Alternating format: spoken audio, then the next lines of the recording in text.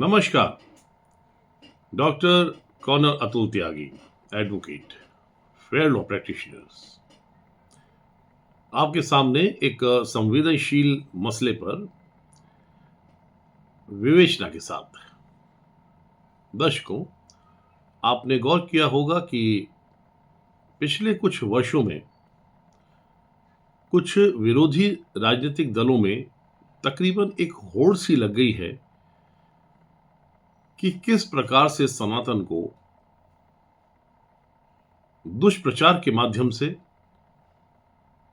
भाषा के अनुपयोग से, कुचेष्टाओं से उसके परंपराओं को, उसके मूल रूप को, उसकी मान्यताओं को नष्ट भ्रष्ट किया जाए। हिंदू समाज को और सनातन को तकलीफ पहुंचाने में इन दलों को किसी प्रकार की कोई भी न शर्म है, न ही न गुरेज है। इसी कड़ी में तमिलनाडु राज्य में द्रमुक डीएमके ने एक ऐसा कार्य किया है जिससे वहां पर भी एक तरह का ध्रुवीकरण होने लगा है, सामाजिक और धार्मिक स्तर पर। पीछे कुछ समय पहले मद्रास उच्च न्यायालय के एकल पीठ द्वारा कार्तिकेय दीपम, एक दीप प्रज्वलन की यह एक परंपरा है तमिलनाडु में, जिसका उल्लेख तमिलनाडु के तकरीबन हर प्राचीन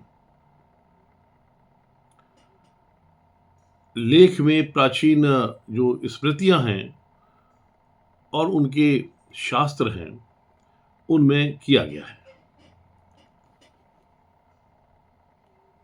अब हुआ यह है कि मद्रास उच्च न्यायालय की एकल पीठ ने तो अनुमति दे दी कि वहां पर दीप प्रज्वलित हो, मगर राज्य ने उस आदेश को मानने से तकरीबन अस्वीकार कर दिया है।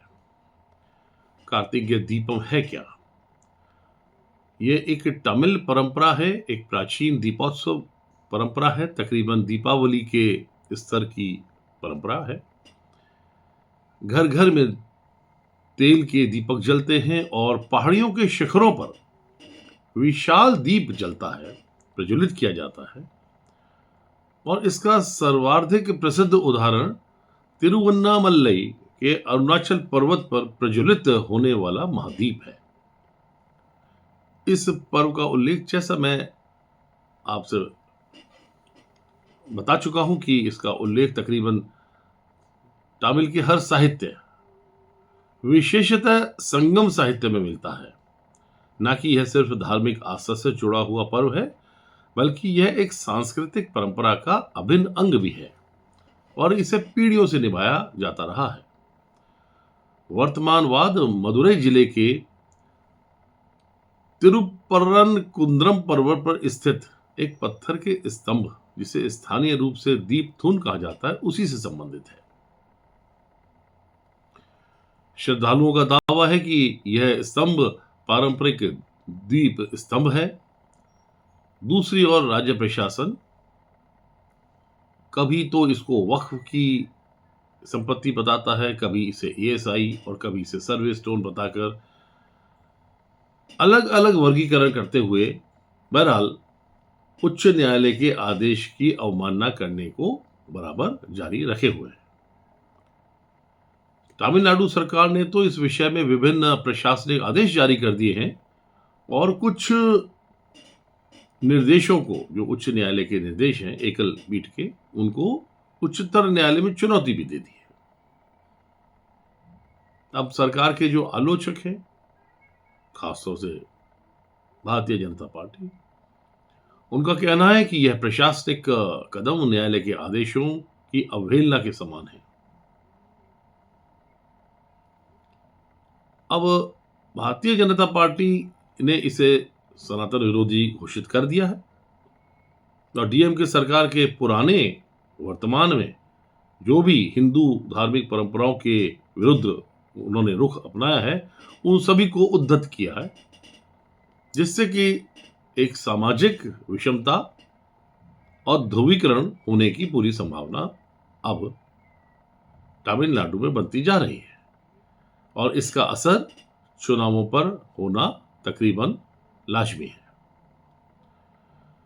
मद्रास उच्च न्यायालय इस प्रकरण में आदेशों के अनुपालन और अवमानना से संबंधित प्रश्नों पर विचार कर रहा है। न्यायालय ने संकेत भी दिया है कि अगर उसके आदेशों का बार बार उल्लंघन हुआ तो यह गंभीर विषय होगा।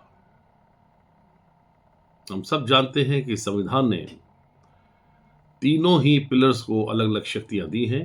ये तीनों पिलर्स हैं जुडिशरी, लेजिस्लेटिव और एग्जीक्यूटिव।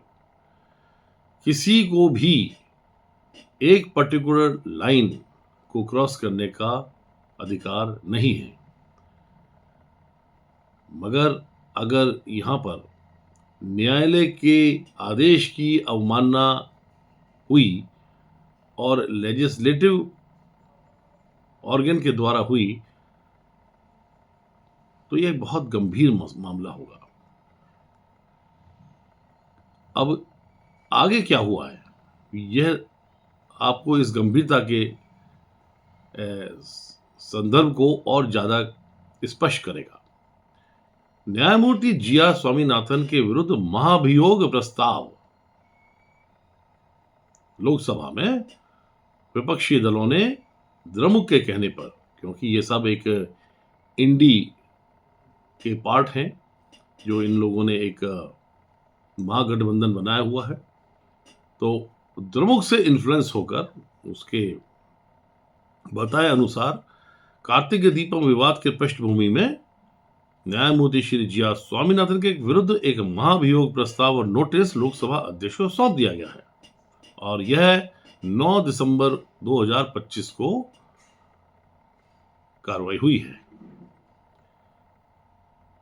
अब इस पर वरिष्ठ अधिवक्ताओं की तो तीव्र प्रतिक्रिया आई है। अनेक वरिष्ठ अधिवक्ताओं ने इसे संवैधानिक उपकरण का दुरुपयोग बताया है, न्यायपालिका की स्वतंत्रता की लक्ष्मण रेखा को लांघने के समान बताया है। वैदिक समुदाय ने तो इसको न्यायालय को भयभीत करना और किसी न्यायमूर्ति को डराना और पीठ को आगे के लिए यह दबाव में लाने की कोशिश करने का एक प्रयास बताया है। न सवाल यह है कि क्या पर्वत पर स्थित स्तंभ एक संरक्षित धार्मिक परंपरा का अंग है या ऐसा ढांचा है जिस पर कि आप प्रशासनिक कानूनों के तहत कोई प्रतिबंध लगा सकते हैं। अब यह प्रश्न ऐतिहासिक निरंतरता, अभिलेखीय साक्ष्य, शिलालेख, प्रशासनिक रिकॉर्ड आदि दीर्घकालीन प्रचलन इन्हीं सभी मसलों से तय होगा और इसके लिए न्यायालय से बड़ी कोई और बॉडी नहीं है। न्यायालयों के पास व्यापक अवमान अधिकार हैं। यदि राज्य अधिकारी आदेशों का पालन नहीं करेंगे तो न्यायालय की पर्यवेक्षणीय शक्ति सक्रिय हो सकती है। यह सभी विपक्षी दल जानते हैं कि न्यायाधीश का महाभियोग एक अत्यंत दुर्लभ संवैधानिक प्रक्रिया है।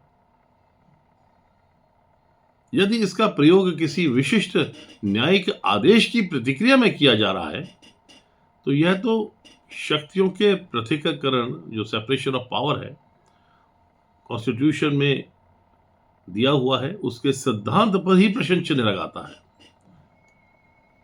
किसी राजनीतिक रूप से संवेदनशील धार्मिक प्रकरण में आदेश देने वाले उच्च न्यायालय के न्यायाधीश के खिलाफ अगर महाभियोग नोटिस लाया जाता है तो यह तो एक राजनीतिक और विधिक दृष्टि से एक संकट है।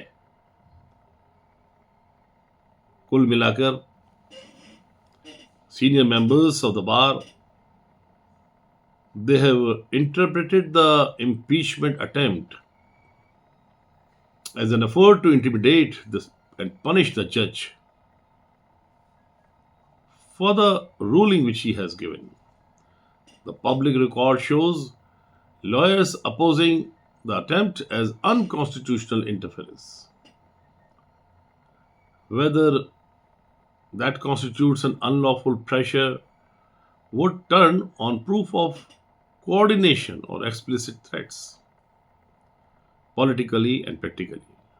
However, the timing and political rhetoric are hard to ignore.